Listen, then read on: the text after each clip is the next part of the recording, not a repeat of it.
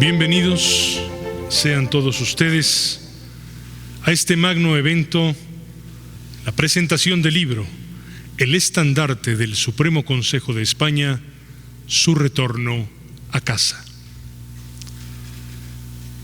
Queremos agradecer a todos aquellos que hicieron posible el que hoy estuviéramos aquí, a las autoridades del Palacio de Minería y del Estunam.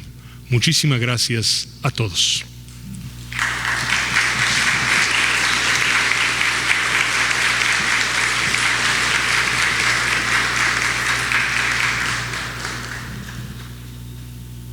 A continuación, presentaré a nuestros dirigentes. Preside nuestro evento Juan Martín Valtierra Nájera, soberano gran comendador del Supremo Consejo de México.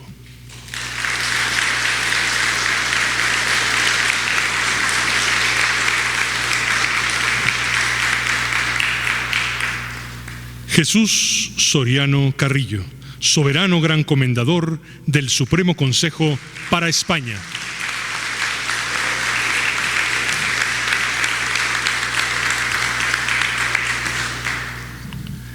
Gaspar Antonio Ruiz Tenorio, Past, soberano gran comendador del Supremo Consejo de México.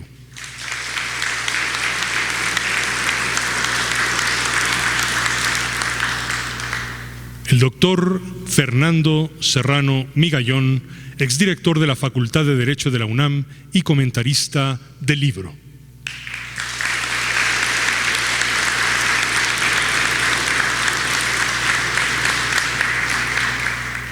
Luis Ignacio Gordillo Pérez, gran orador del Supremo Consejo para España.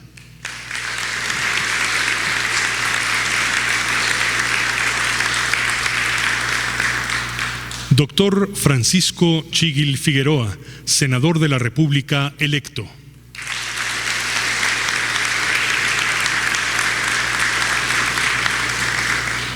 Wilbert Arcila Rodríguez, gran secretario general y guardasellos del Supremo Consejo de México.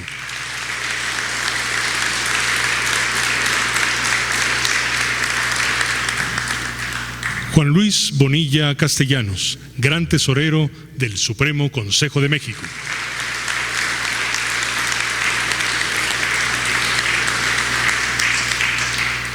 Jorge Joaquín Gómez de Silva Cano, delegado provincial para Valles y Campamentos de la Ciudad de México.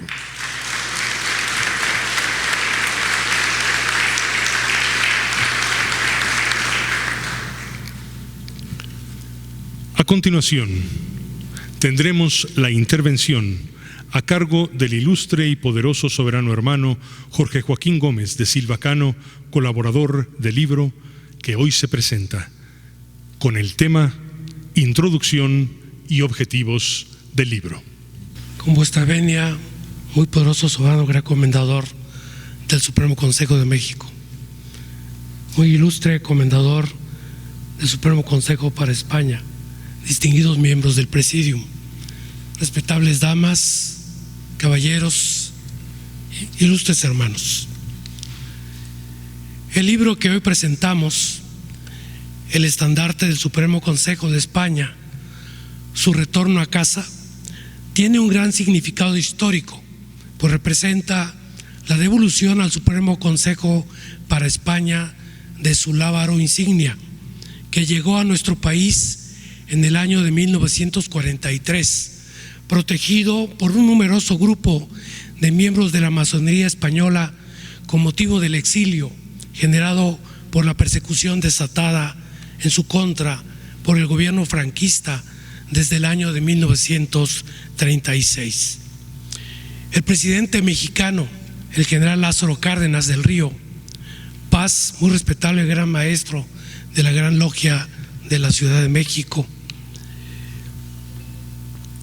brindó el apoyo y la protección que requerían los masones republicanos españoles para instalarse en nuestro país, en tanto que el Supremo Consejo de México les otorgó asilo y facilidades desde 1943 hasta 1975 para que continuaran desarrollándose con plena regularidad y legalidad dentro de la masonería filosófica del rito escocés antiguo y aceptado.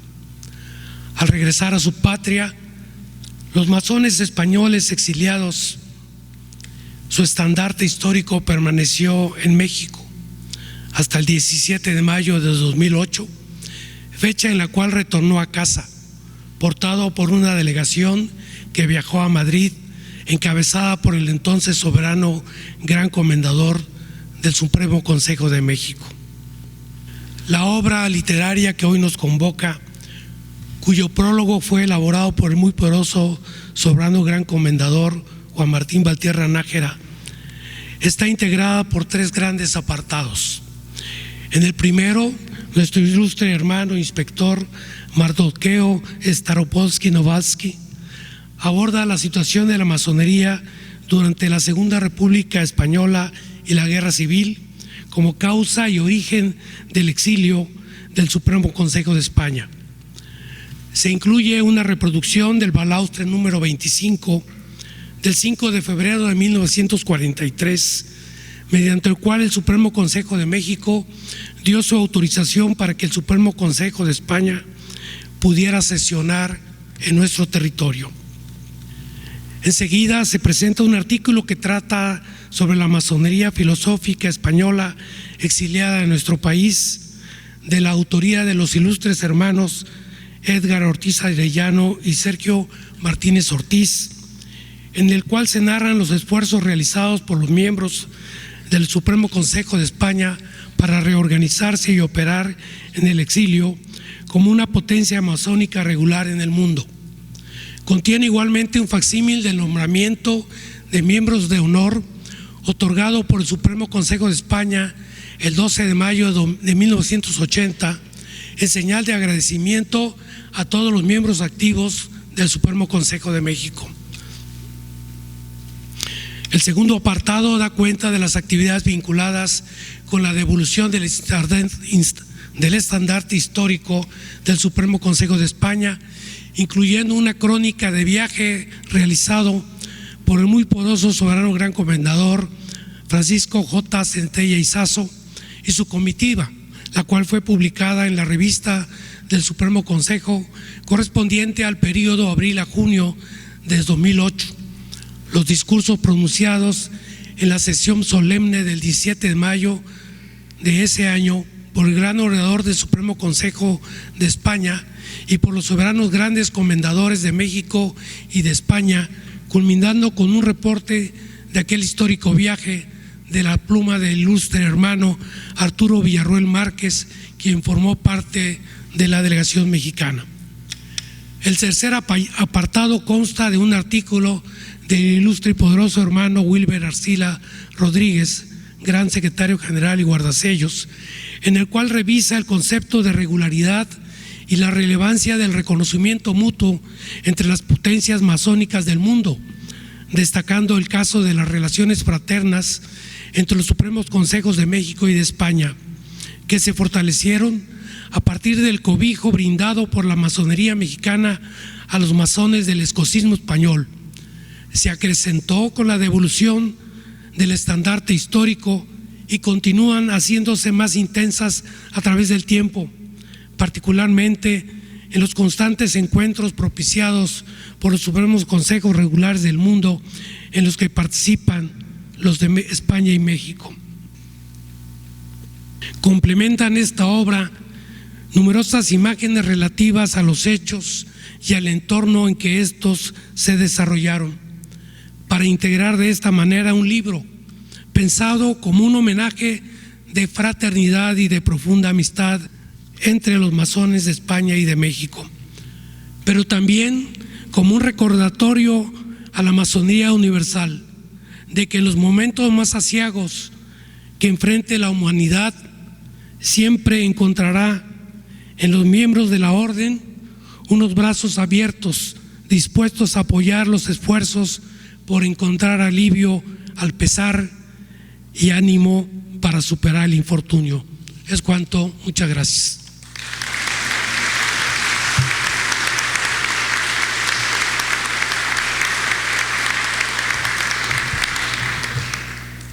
Tendremos ahora la intervención a cargo del ilustre y poderoso hermano Mardoqueo Staropolsky-Nowalski, coautor del libro que hoy se presenta, con el tema Guerra Civil y Masonería Española.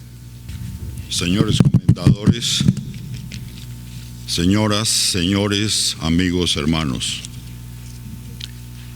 La masonería en el siglo XIX jugó un papel muy importante en España y por ende en la formulación de las independencias de los estados latinoamericanos. La influencia de las ideas liberales como consecuencia de la Revolución Francesa permeó en España durante la época bonapartista y a continuación en las Cortes de Cádiz, fuente ideológica que permitió a los representantes de este continente expresar los sentimientos hacia la península.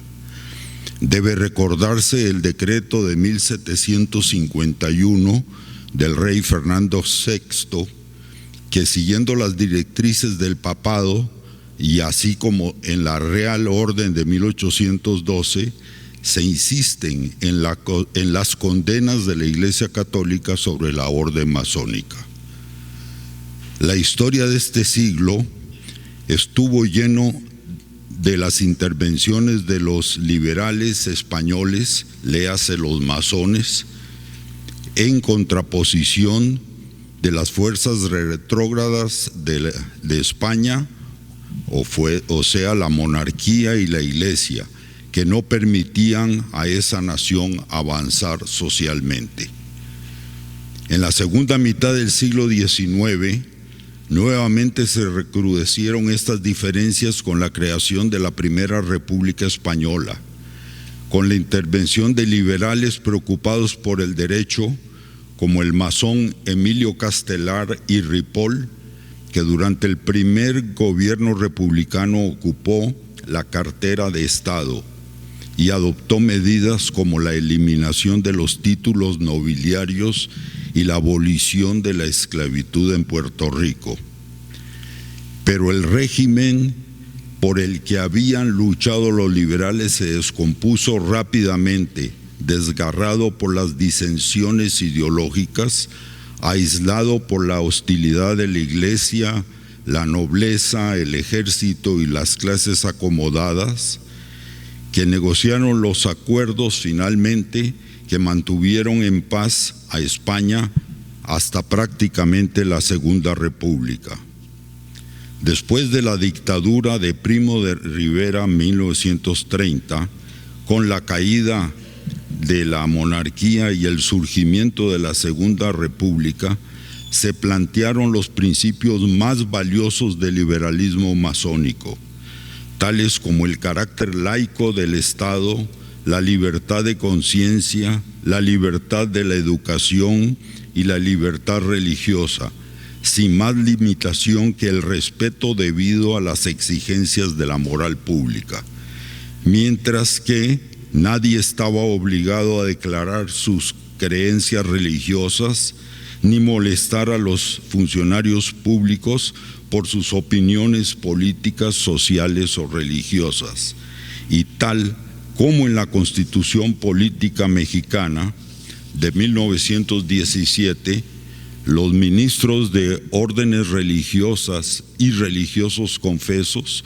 no serían elegibles para puestos como la presidencia de la República y se estableció la extinción del presupuesto oficial para el sostenimiento del clero.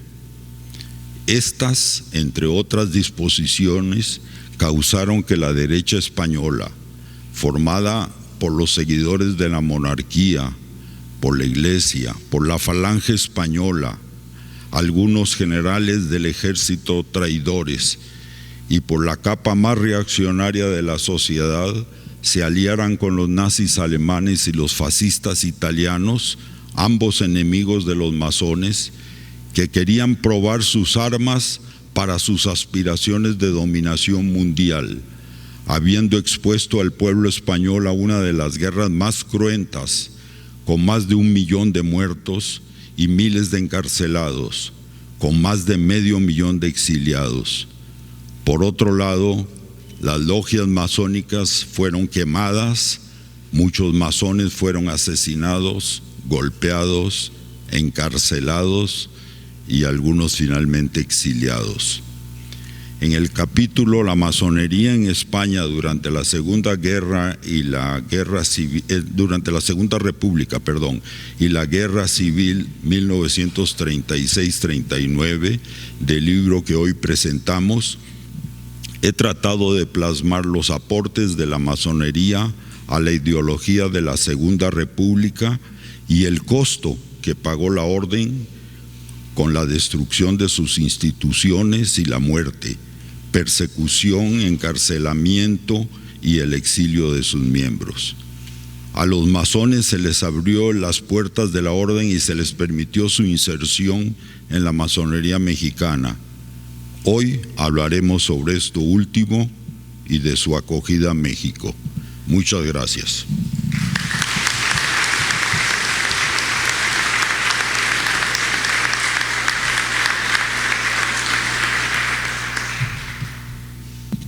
Toca el turno del ilustre y poderoso hermano Edgar Ortiz Arellano, coautor y miembro de la comisión coordinadora del libro que hoy nos atañe.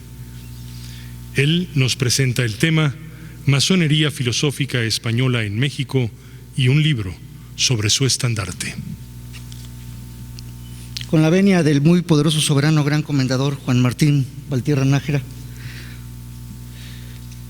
José Ortega y Gasset escribió que la vida es un hacer permanente, es creer y crear un futuro. La vida nos es dada, pero no está hecha. Hay que construirla, inventarla, imaginarla, pero creo que también es necesario registrarla en la memoria y en los libros. Esto implica trasladarla a las palabras, a las letras, que a fin de cuentas, como bien señaló Pablo Neruda, las palabras son antiquísimas y recientísimas.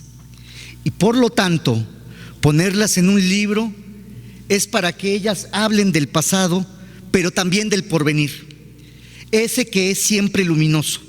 De ahí que el libro El estandarte del Supremo Consejo de España, su retorno a casa, es un vivir de aquellos que vinieron al Nuevo Mundo para dar continuidad con el trabajo masónico, que fue interrumpido por la violencia y la persecución. La masonería española en el exilio trajo consigo, sí, su parafernalia, pero sobre todo sus esperanzas y un estandarte de libertad encarnado en la inteligencia y talento de hombres como lo fueron Enrique Barea Pérez, Justo Caballero Fernández, Isidro Sánchez Martínez, Eugenio Orauz Pallardo, José Fernández Armejol, entre otros muchos más, que bajo la égida del Supremo Consejo de México lograron prevalecer sobre el mal. Con el devenir de los años, a manera de eterno retorno nietzscheano, el estandarte español regresó a su hogar para ser signo y seña de la grandeza humana, porque eso es lo que enseña la masonería, la grandeza humana. José Vasconcelos, el maestro de América, escribió que un libro, como un viaje, se comienza con inquietud y se termina con melancolía. Pero esta obra que hoy se presenta se ha terminado con gozo, pues es el empeño de la organización más universal, más libertaria y más humanista de la modernidad. De ahí que no es extraño que escribiéramos sobre el estandarte que desde esta tierra encabezó el combate contra el fascismo, una vez exiliado.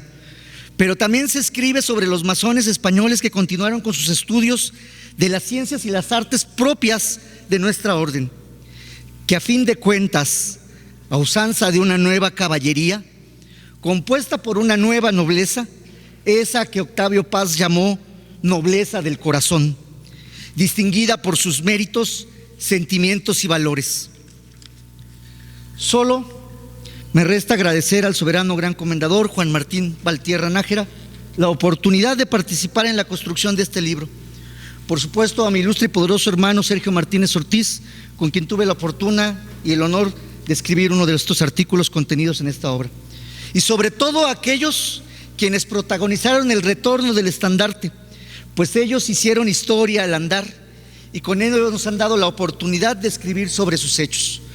Los augurios que quisiera profetizar para este libro pueden ser resumidos a la manera de Cervantes Saavedra al referirse a su propia obra en el prólogo del ingenioso hidalgo Don Quijote de la Mancha. Querido lector, bueno, no dice querido lector, dice desocupado lector, pero me pareció propio. Querido lector, sin juramento no podrás creer que quisiera que este libro, como hijo del entendimiento, fuera el más hermoso, el más gallardo y el más discreto que pudiera imaginarse. Muchas gracias.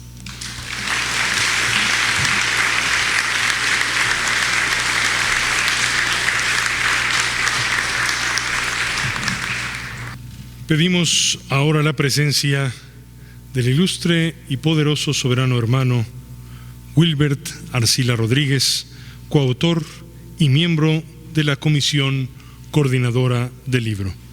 Él nos hablará del tema El retorno a casa del estandarte del Supremo Consejo para España. Con la venia, soberano gran comendador Juan Martín Valtierra Nájera, muy poderoso soberano gran comendador Jesús Soriano Carrillo, distinguidos miembros del presidio, hermanos, señoras, señores, amigos todos, bienvenidos y muchas gracias por acompañarnos. Mi plática y mi intervención va a ser un poquillo más informal respecto a lo que hemos escuchado. Yo quisiera comentarles de esa manera informal un poco algunos datos que me parecen interesantes sobre cómo es que llegamos a materializar este hermoso libro.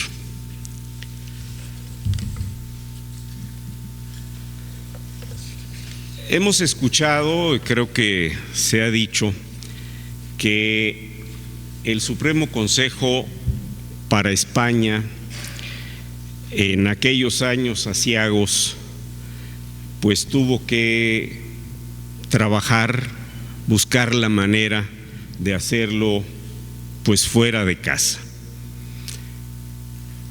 En 1943 nuestro Supremo Consejo de México ofreció al Supremo Consejo de España un asilo fraternal, lo cual significaba que en nuestras instalaciones, no en las actuales, sino en las que teníamos en aquel entonces,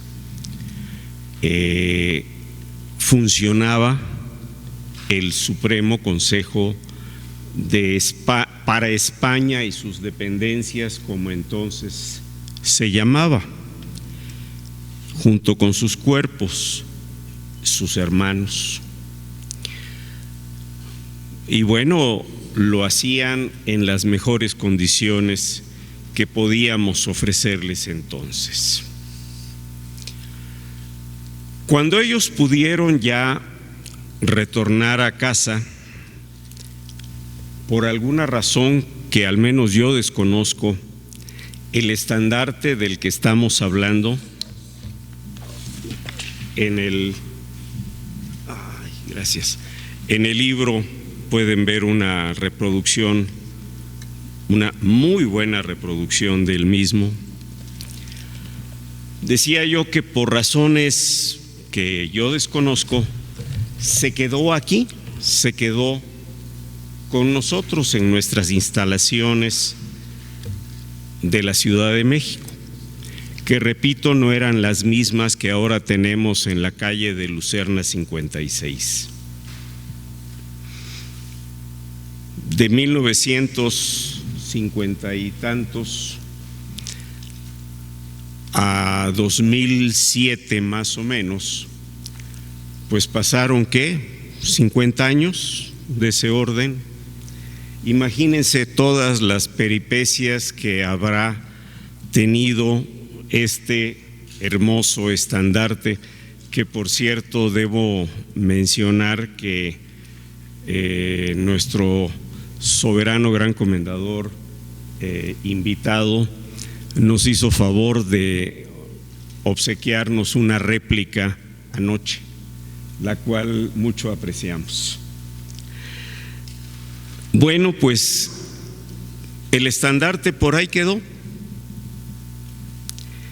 y a finales de 2007 un hermano que algunos de mis hermanos más o menos de mi edad seguramente recuerdan, y recuerdan con cariño, Carlos Rodríguez Alvarado,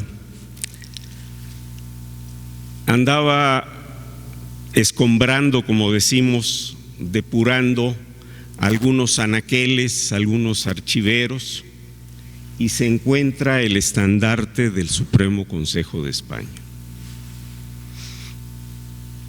Lo ve, lo reconoce, y de inmediato fue a ver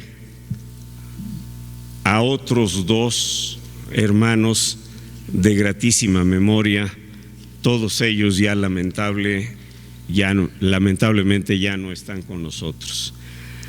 Gabriel Frías Olivares, en aquel entonces gran tesorero, y por supuesto Francisco J. Centella Izazo, Paco, como cariñosamente le decíamos, entonces soberano gran comendador, y les reporta el hallazgo. ¿Qué hacer con tan preciada prenda? Se preguntaron seguramente Paco Centella, Gabriel Frías y quienes estaban entonces. Y bueno, ayer que comíamos con el soberano gran comendador Jesús, nos platicaba que Paco Centella se comunicó con el entonces soberano gran comendador de España, Ramón Torres Izquierdo, y le manifestó que pues iban a visitar Europa, particularmente iban a estar en Madrid unos días y que querían saludarlos. No les dijeron para qué. Allá estaba presente nuestro soberano gran comendador Jesús, y después de lo que la reunión debía desempeñarse, resulta que sacan Paco Centella, Gabriel Frías y nuestro hermano Arturo Villarruel Márquez, sacan el estandarte y se los presentan. La emoción que esto debe de haber significado, yo me la puedo imaginar, no la viví, pero les invito a leer los discursos que esa noche se leyeron, que están contenidos en el libro y que reflejan de manera, yo digo muy elocuente, la emoción, los sentimientos que esa noche compartieron. Ojalá hubiera yo estado ahí.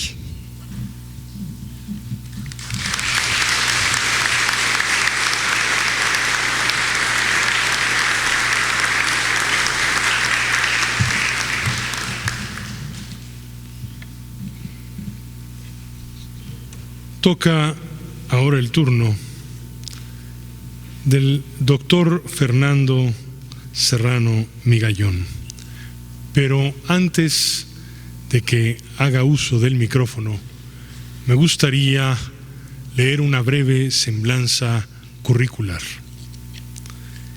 El doctor Fernando Serrano Migallón es licenciado en Derecho, licenciado en Economía y doctor en Historia por la UNAM.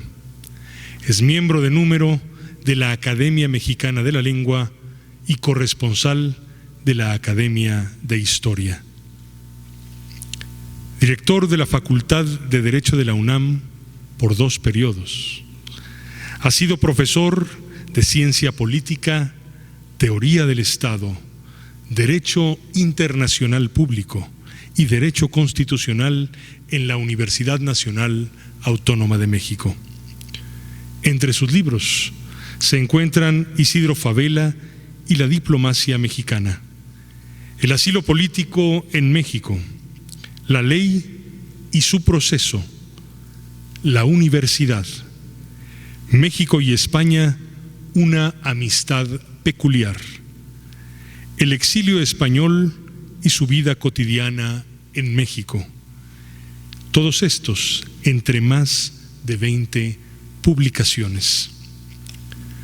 Ha obtenido diversos reconocimientos, entre los que destacan la Orden Nacional del Mérito en los grados de caballero y de comendador de la República Francesa, la Orden de Isabel la Católica del Gobierno de España y la Cruz de Honor de la Orden de San Raimundo de Peñafort, también de España, así como Premio Nacional de Artes y Literatura del año 2021 en México. Recibamos al doctor Fernando Serrano Migallón, quien nos va a presentar sus comentarios sobre el libro El Estandarte del Supremo Consejo de España, su retorno a casa.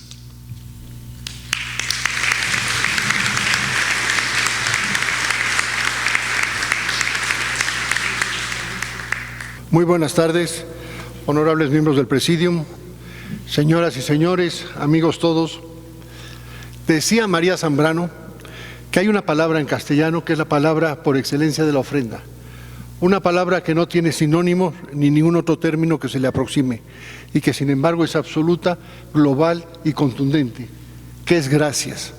Entonces yo quiero empezar esta tarde dándoles gracias por permitirme estar aquí con ustedes y poder hablar sobre estos temas que para mí son muy cercanos y muy queridos.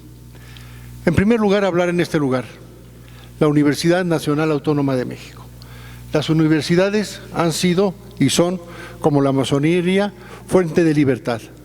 Una universidad es la casa de la libertad, donde todos no tienen otra obligación que buscar la libertad, expresar su punto de vista.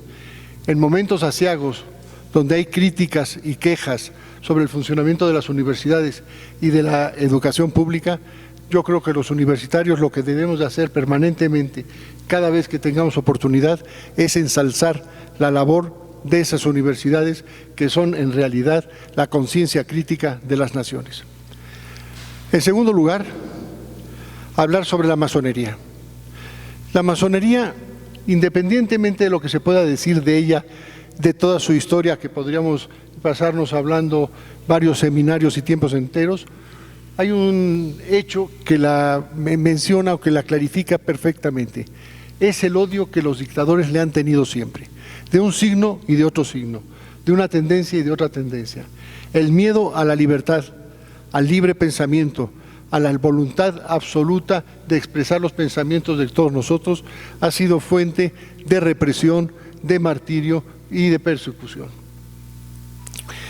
Para recordar simplemente, no quiero hablar de una cualidad, porque yo creo que cualidades no tenía, de una circunstancia entre el dictador Francisco Franco en España, las memorias de su primo, que era su secretario particular, narra cómo después de comer se sentaba en un velador a la orilla de una ventana viendo el jardín del Palacio del Pardo y le pasaba él las penas de muerte. Y él tenía una memoria extraordinaria y con esa memoria decía el tipo de pena de muerte que se le iba a dar a cada uno. Y con los masones era especialmente sádico. A los militares normalmente los fusilaba y sin que se diera publicidad. En cambio, a los masones tenía una frase que decía garrote y prensa, que fueran muertos por garrote vil y que se diera la publicidad que era ejecutado por masón. Esto daba claramente el odio que le tenía a la masonería y no deja de estudiarse en el derecho público español la ley contra la masonería y el comunismo. Afortunadamente esa etapa pasó y los albores de una nueva masonería están a la vista de todo. Otro tema que hay que tocar es evidentemente la actitud de México frente a la República Española, a la Segunda Guerra Mundial y en general a los exilios. México desde tiempos inmemoriales ha sido un cruce de culturas y un crisol de razas. Si queremos creer en la teoría de que el continente americano se pobló a través del estrecho de Bering, tendremos que aceptar que todo el continente, de México a Patagonia, pasó por este territorio antes de que fuera México. Europa conoció América por dos islas, la Isabela y la habitada por los coibas, pero en realidad entró al continente por Veracruz y entró en contacto con Occidente a través de Acapulco y de la nao de Chilena. Todo el siglo XIX estuvo lleno de pensadores centro y sudamericanos que venían a México a abrevar sobre las ideas de libertad en los años que llevaba por delante la abolición de la esclavitud y esa idea de libertad del pueblo mexicano. Aquí estuvieron José Martí, Bolívar, Mariátegui, Sandino, todos abrevaron de esa potencia libertadora de México a lo largo del siglo XIX. Y en el siglo XX México ha sido un país de asilos, de todos los sentidos, de todas las ideologías y de todos los que han necesitado en un momento dado una casa donde formar su hogar, ya que los suyos les negaban la paz y la piedad, como decía Manuel Azaña, que debían de haber tenido con sus paisanos. Así llega a México el exilio español. México, que ha sido un país de asilos, el exilio por antonomasia es el español. Es el exilio en el que México puso toda su vocación de acogida, de voluntad, de solidaridad.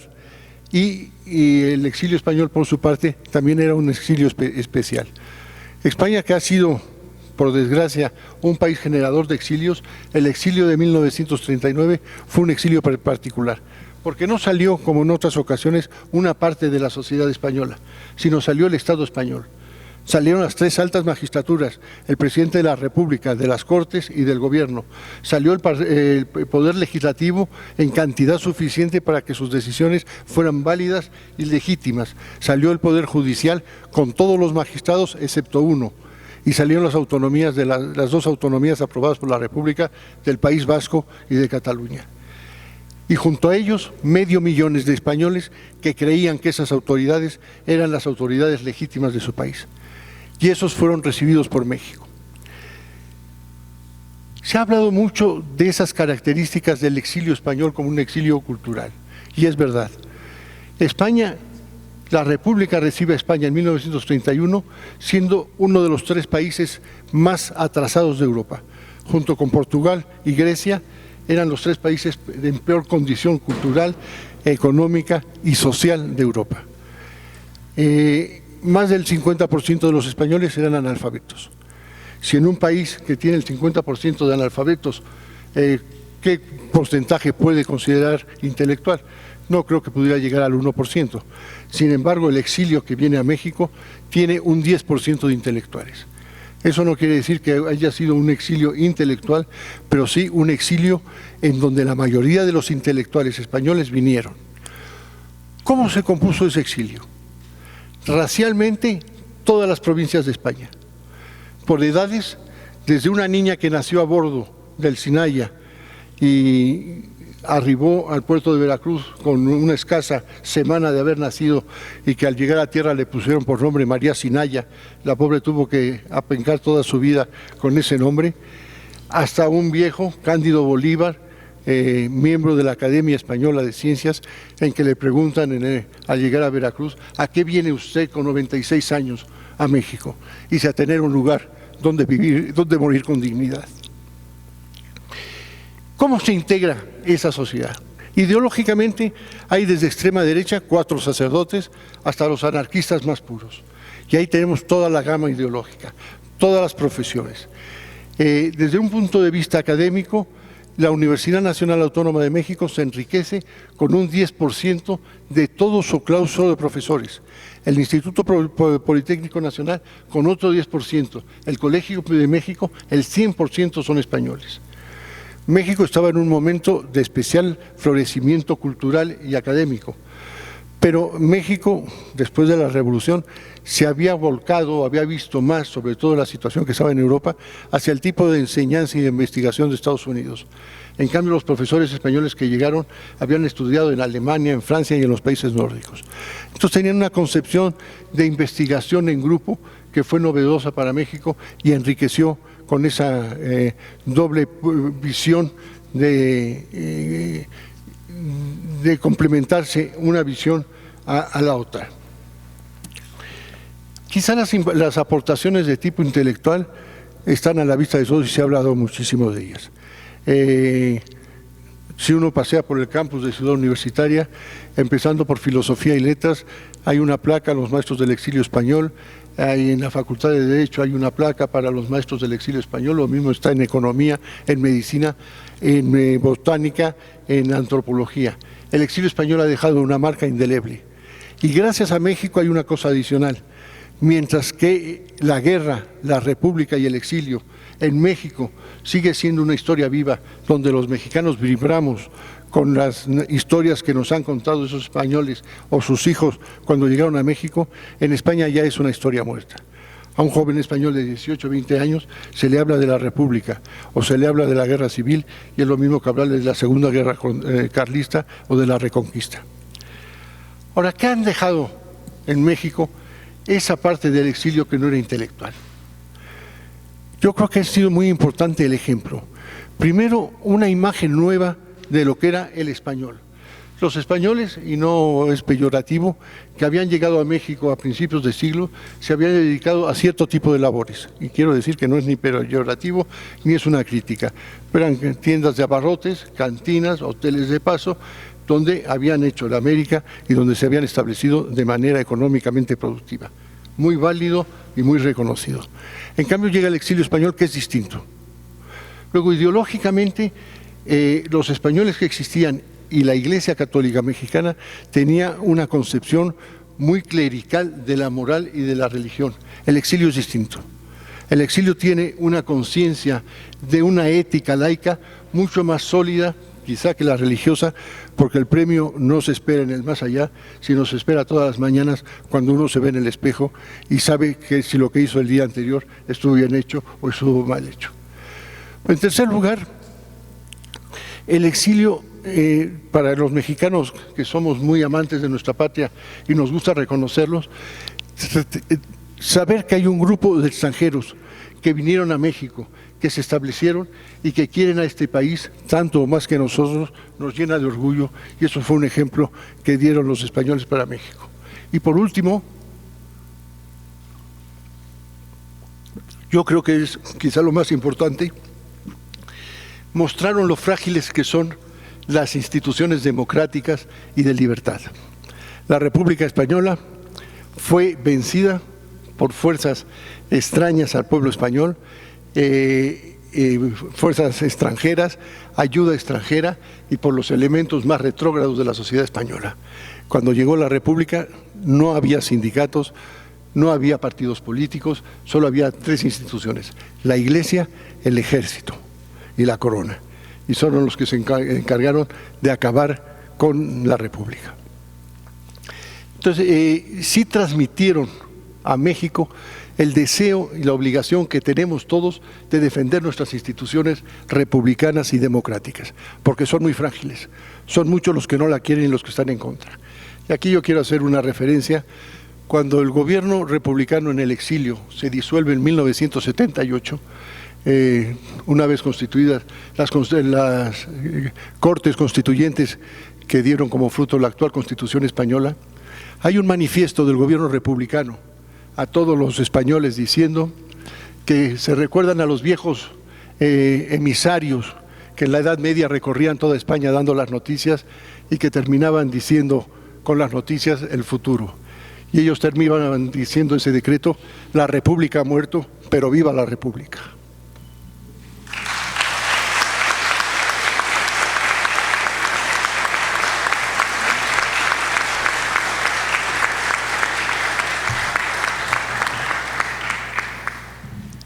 Pedimos ahora que nos honre con unas palabras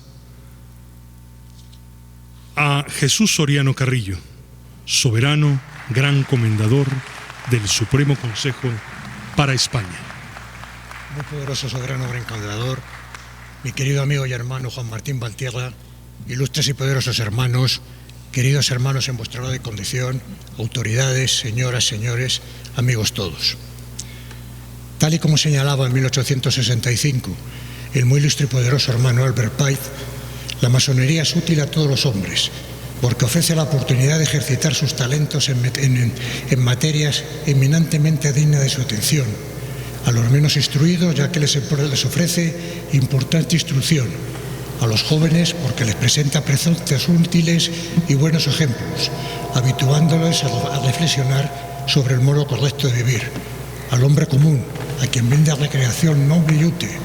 Al viajero, a quien le permite encontrar amigos y hermanos en países donde de lo contrario estaría aislado y solitario. Al respetable hombre caído en desgracia, a quien da asistencia. Al afligido, al que generosamente da consuelo. Al hombre caritativo, a quien le permite hacer el bien junto a otros hombres caritativos como él, y a todos los que tienen almas capaces de apreciar su importancia y de gozar de una amistad basada en los mismos principios de moralidad y filantropía. En estos momentos de profunda emoción, yo sí estuve allí cuando devolvieron el estandarte, y en nombre de todos los miembros del Supremo Consejo para España me dirijo a ustedes para expresar mi más sincero agradecimiento por la inestimable custodia de nuestro estandarte durante los difíciles años del exilio. Este acto de solidaridad es un testimonio de los valores imperecederos de nuestra augusta institución. Durante los oscuros años de la dictadura en España, la masonería sufrió persecución y represión. Muchos de nuestros hermanos se vieron obligados a abandonar su tierra natal, llevándose consigo no solo sus pertenencias, sino también el dolor de la separación y la incertidumbre del futuro. En estos momentos de adversidad, encontrar refugio y apoyo en el Supremo Consejo de México fue un faro de esperanza y una muestra de la universalidad de nuestra fraternidad. El estandarte que ustedes custodiaron no es solo un símbolo, es un testimonio de nuestra identidad, de nuestros principios y de nuestra historia. Es un símbolo de nuestra lucha, de nuestra resistencia y de nuestro compromiso con los principios de la masonería escocista. En su tejido se encuentran entrelazados los sueños y las aspiraciones de generaciones de masones que han trabajado incansablemente por la libertad, la igualdad y la fraternidad. Saber que este preciado símbolo estaba en buenas manos nos brindó consuelos y fortaleza durante los años de exilio. Cuando recibimos de nuevo nuestro estandarte, sentimos una profunda emoción y un renovado compromiso con los solidanos que nos saludan. El regreso a casa de nuestro estandarte no solo marcó el fin de un periodo de dolor, sino que también celebró el triunfo de la perseverancia y de la solidaridad. Mostramos nuestra gratitud al Supremo Consejo de México, no solo por su custodia, sino también por la calidad y el apoyo brindado a nuestros hermanos en el exilio. Su hospitalidad y solidaridad han dejado una huella imborrable en nuestros corazones. Estamos eternamente agradecidos por el cuidado y la protección que nos ofrecieron y además por ser un refugio seguro en tiempos de necesidad. Esta hermandad entre nuestras dos naciones, forjada en tiempos difíciles, se mantendrá como un ejemplo de los más altos valores masónicos y como un lazo de indestructible fraternidad. Muchas gracias.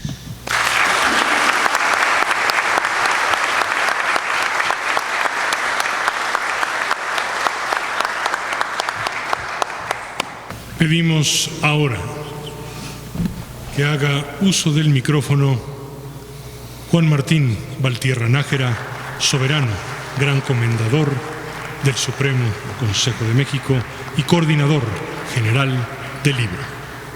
Es muy grato en esta ocasión referirme a todos los miembros del Presidium en este evento especial relacionado con lo que es la presentación de nuestro libro El estandarte del Supremo Consejo para España y su regreso a casa. La historia, podemos decirlo, empieza con las cosas más sencillas, aparentemente sencillas, cuando existe la intención de darle sentido, de darle profundidad, de darle un toque especial que nos permita recordar aspectos centrales de algo que para nosotros es importante, que es muy relevante. En los archivos históricos del Supremo Consejo de México están los antecedentes de ese hecho histórico que representó el regreso del estandarte del Supremo Consejo para España a su hogar, a su casa. Y nos dimos a la tarea de hacer de esto una nueva etapa, una etapa en la que se viene a fortalecer el trabajo que de manera conjunta han desarrollado los Supremos Consejos para España y el Supremo Consejo de México, con la siempre cercana presencia del soberano gran comendador Jesús Soriano Carrillo, que en muchos eventos, en muchas circunstancias y en muchas actividades del rito escocés hemos tenido la oportunidad de coincidir y de trabajar para fortalecer el rito escocés en nuestros países, pero al mismo tiempo fortalecer al rito escocés en los distintos continentes en los que hemos participado, el continente americano, el continente europeo, y donde se han dado citas Supremos Consejos de todo el orbe. Había la oportunidad y la tomamos. Había la posibilidad y nos decidimos a hacerla una realidad, con el trabajo de todos los componentes de este grupo que dio por producto final este libro, en donde fundamentalmente nos centramos, desde luego partiendo de todo el contexto histórico tan profundo, tan rico, a veces tan brillante, pero muchas veces también muy doloroso, del exilio español en México. Y nos quisimos centrar en el hecho concreto, específico y con una muestra clara de fraternidad, de hacer llegar de regreso al Supremo Consejo para España de su estandarte histórico. Y revisamos una serie de elementos que eran fundamentales y decidimos darle sentido a lo que representa un estandarte para un Supremo Consejo. Y son valores, son principios que compartimos, son valores y son principios que queremos permanentemente mantener vivos y pujantes, y que rijan nuestra acción no solamente institucional, sino que estos principios y valores rijan en lo individual nuestro comportamiento como seres humanos, nuestro comportamiento como miembros de la masonería del rito escocés, como miembros de nuestra familia, de nuestras comunidades, de nuestras ciudades y de nuestros países, en la búsqueda de un mundo mejor. Y en la búsqueda de ese mundo mejor es que buscamos la condición mejor para nosotros mismos, en el esfuerzo, en el estudio, en la investigación, pero al mismo tiempo en la convicción indeclinable de que podemos forjar siempre una mejor versión de nosotros mismos. ¿Cuáles son esos valores? Los valores que son importantes, como la fraternidad, la igualdad, la libertad, la tolerancia y la búsqueda de la verdad. El ser humano por naturaleza es libre, porque nadie puede coartar lo que piensa. Nadie puede coartar lo que cada ser humano siente. Y tiene además inmediatamente el siguiente derecho, que es inalienable, y es el derecho de manifestar sus ideas, de manifestar sus opiniones, de manifestar lo que le parezca procedente. esa libertad de pensamiento, esa libertad de expresión, son los puntos centrales que generan las demás libertades. Y esos valores los compartimos institucionalmente entre el Supremo Consejo para España y el Supremo Consejo de México. Esa fraternidad que nos une y nos reconocemos como hermanos porque nos conocemos y sabemos que tenemos el mismo principio, las mismas necesidades y el mismo destino. La igualdad porque tenemos siempre, basado en las mismas circunstancias, las condiciones que no nos hacen diferentes, sino miembros de esta gran especie humana, independientemente de orígenes, de etnias, independientemente de cuestiones sociales y de cuestiones económicas, los seres humanos somos indeclinablemente iguales. Ya hablamos de la libertad, y esa libertad es la que tanto molesta a los gobiernos autoritarios, esa libertad que tanto molestó al franquismo, que tanto molestó al nazismo, que tanto molestó al fascismo. Y en México, como lo dijo en su momento el gran orador del Supremo Consejo para España en esa ceremonia histórica, lo dijo con convicción al mencionar: México es un baluarte de la libertad. Pero la libertad, como los demás principios, se tiene que defender todos los días. No existe una situación en la que hoy obtenemos la libertad y la tenemos garantizada para siempre. La libertad hay que trabajarla, la libertad hay que forjarla, la libertad hay que ejercerla, porque la mejor forma de defender a la libertad es ejerciéndola. Y dentro de ese ámbito de libertad tenemos también el medio adecuado para la búsqueda irrestricta de la verdad, sin dogmas, sin principios, sin situaciones que sean a priori definitivas. Nosotros podemos recordar con todas estas intervenciones tan brillantes que nos han dado un contexto exacto de la circunstancia que se vivía en 1943, cuando el Supremo Consejo de México emite el documento histórico conocido como Balaustre 25, y es en el cual el Supremo Consejo de México extiende el asilo fraternal al Supremo Consejo para España, después de estudiar las formas y las condiciones para no crear una potencia masónica dentro de otra, sino que pudiera dar continuidad a la existencia, al trabajo y a la labor institucional de este Supremo Consejo, el Supremo Consejo para España. Muchos de los exiliados españoles dieron a México la oportunidad de recibir a grandes intelectuales que generaron toda una generación de españoles en México que compartieron sus conocimientos, sus capacidades y sus anhelos de libertad, e imbuyeron a sus alumnos y en general a la sociedad mexicana esa dinámica de libertad, porque cuando algo se pierde es cuando realmente se aprecia.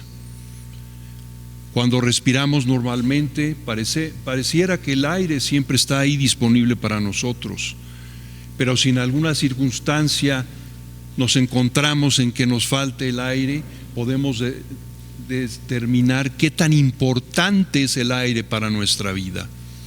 Igual pasa con la libertad, y esperemos que ni en España, ni en México, ni en ninguna parte del mundo los pueblos deban de perder la libertad para poder valorarla.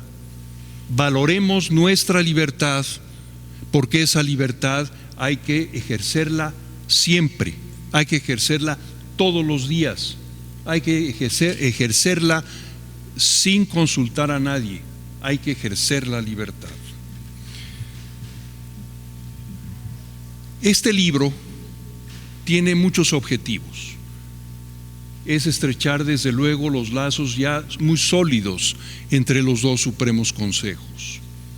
Es llevar un mensaje no solamente a nuestras instituciones masónicas, sino también un mensaje a nuestras sociedades, para que recuerden siempre que independientemente de lo que es ya esta fraternidad que se profesa en ambos supremos consejos, que sea este libro un recordatorio de que siempre prevalecerán los altos valores masónicos que han inspirado la emancipación de la humanidad. Muchas gracias, es cuanto.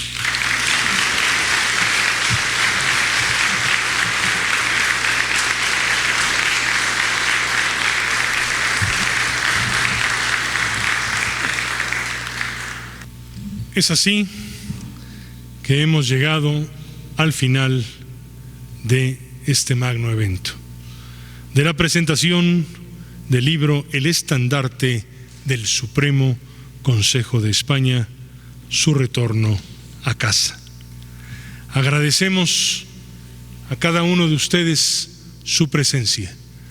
Agradecemos a nuestra mesa de honor por haber estado aquí con nosotros.